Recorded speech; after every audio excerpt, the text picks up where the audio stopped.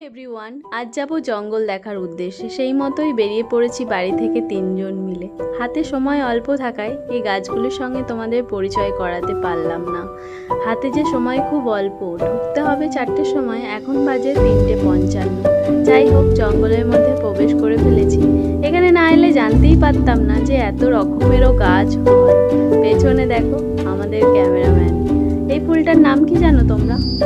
জানলে আমাকে অবশ্যই কমেন্ট করে জানিও। আর এই পাখিগুলো কি সুন্দর না?